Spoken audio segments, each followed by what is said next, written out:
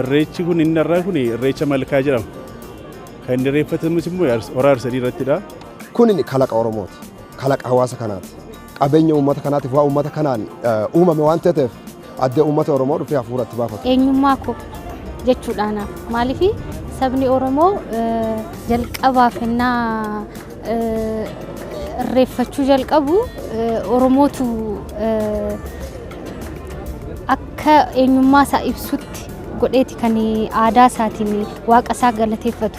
Kanaaf irreecha innaan dhufu anaaf eenyummaa koo ittiin calaqqisiisa jedhee yaada.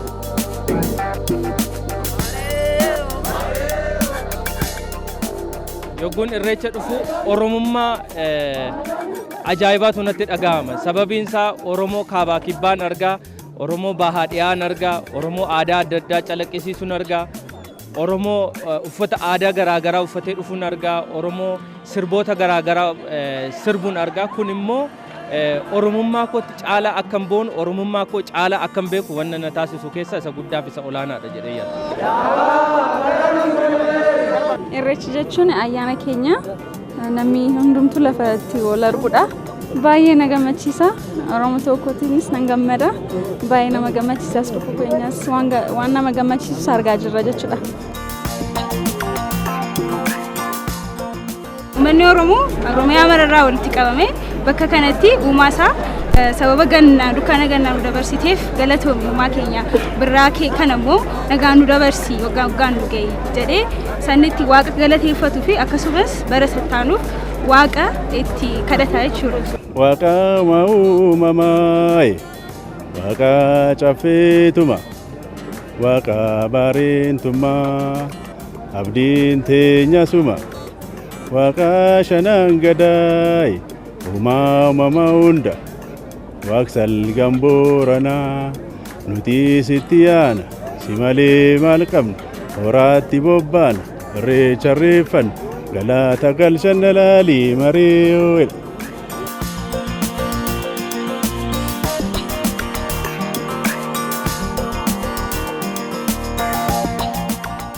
Kun eenyummaa mataa keedha. Qofummaa kee beeksisuu, Oromummaa kee beeksisuu waan ta'eef addummaatiin waan Oromoon qofti qofa qabu waan ta'eef kun dargaggoota Oromoo hundumaaf eenyummaa kee akka bartuuf waan guddaa si gargaara jechuudha.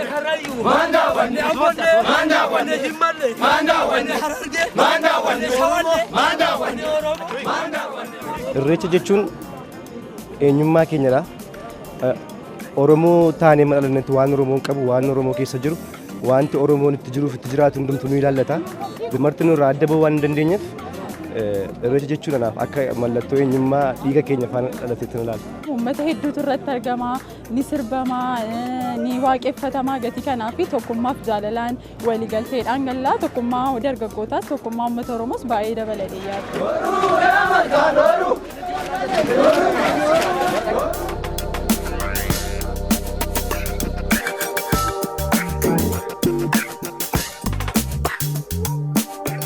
Sabboonummaa guddaan natti dhaga'ama.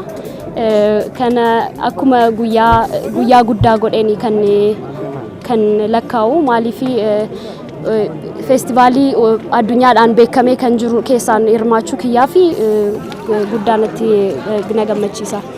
Aadaa kana aadaa guddaati. Ayyaana kana ayyaana Oromooti. Ammas dargaggoonni baay'ee jiru. Isaan wajjin kabajaa jirra ayyaana kana bareeda. Waggaadhaan immoo namas baay'achaa jira. Amma immoo waggaa 17ffaa kooti. Maatii koo wajjinan dhufe kunis obboleessa kooti.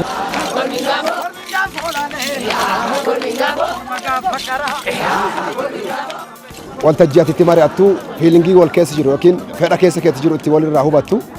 Lammaffaa waltajjii ati waan feetetti deeggartee waan feetetti mormitu. Sadaffaa waltajjii asirraa baradhee asinarraa barattu. Oromoon kun karra baratee kan karra baratu waan ta'eef irreechi mana uummata kana mara walitti qabu waggaa eegatee jechuudha. Biyya alaattis bakki adda addaa kan irreecha amma guddachaa deemaa jira. Oromummaa keenya akkasitti wal jabeessina. Aadaa keenya uffataanis sirbaanis waa baay'eedhaan ofii keenya baraa deemna. Kanaaf waan faayidaa guddaa qaba jedheen amana. Irreecha jechuun bara haaraa kan itti jijjiirannu fi aadaa keenya kan itti calaqqisnu. Irreecha jechuun anaaf bara haaraa.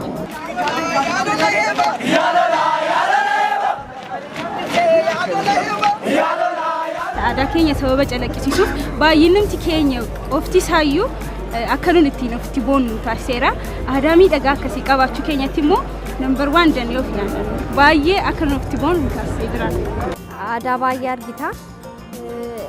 Iddoo adda addaatti dhufu baay'ee namatti tola. Kan nama boonsu kan itti boonu Oromoon marti kan itti boonu.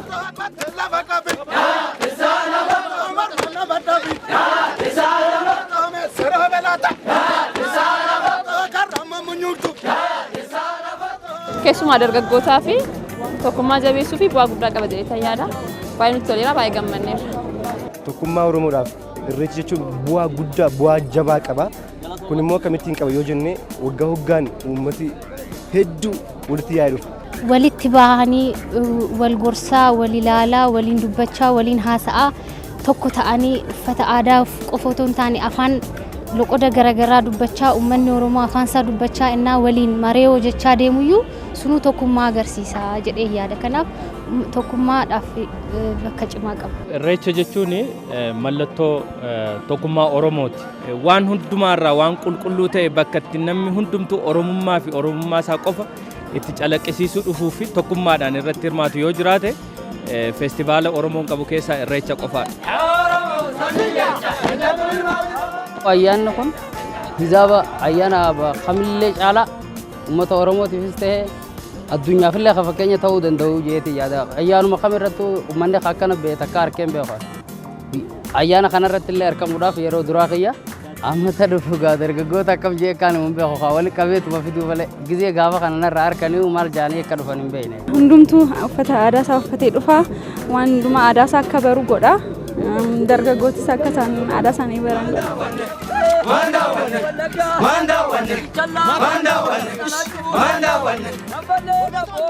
Ayyaana kana irratti argamu koof isa dhugaa baay'een gammada. Sababiin isaas yoo dhuftu godinaalee hedduurraa walitti dhufa aadaa hedduu argita. Uummata Oromoo godinaalee garaagaraa biyya garaagaraa irraa dhufan argita. Gatii kanaaf baay'ee Oromummaa kootti akka hin boonu na godha. Sabboonummaa keenyaafis baay'ee bu'aa qaba. Baay'ee eenyummaa kootti hin boone. Namoonni baay'ee hirmaataniiru baay'ee na gammachiise uffata adda addaa argine baay'een ittiin gammadeera. Baay'ee waan nama gammachiisuun argee baay'ee Oromummaa kootti baay'ee hin boone. Ani xiqqoo ta'ee hirmaadhee nan beeka nama muraasa qofa dhufa ture. Baruma baraan hammuma namni waan irreechaa baraa dhufu uummanni akka malee baay'ate kunoo wal bira darbuun amma namatti ulfaatutti bakki akka amma namatti hanqatutti deemaa jira. Gara fuulduraatti immoo waan ta'u rabbaa beekuun jedha. Baay'ee akka malee akka guddatu yaada. Haala uffannaa aadaatiin haala baay'ina dargaggootaa fi geessota uummata gurguddaa shamarran illee aadaa isaaniitii fi faaya kanaan akkana gizee babbareedan hedduu na boonsa. Ijoolleen akka aadaa isaanii baranii afaan isaanii akka guddisan aadaan akka hin bannee gargaaraa jedhee yaada. Uummatni Oromoo irreecha jedhee yaada tokkoon kiiloomeetirii hedduu fageenya hedduu kutee kan inni as dhufu akkasuma yaadonni baay'een bakka fagoo jiru faca'anii jiruuni wantootni akka nuti walitti qabamne tokkummaadhaan yaada keenya galmaan gahuu danda'anii fi fakkeenya cimaa ta'a jedhee yaada irreechi kun. Akkanatti wal geenye dhufuun keenya iyyuu gatii waa'ee Oromummaa keenyaa yaannuuf yookiin yaada tokko Oromummaa irratti yaada wal fakkaataa tokko sababa qabnuu fi akkasuma yaadolee biraa irrattis yaada wal fakkaataa tokko utuu qabaanne akka nuti galma gahuu dandeenyu nan amana.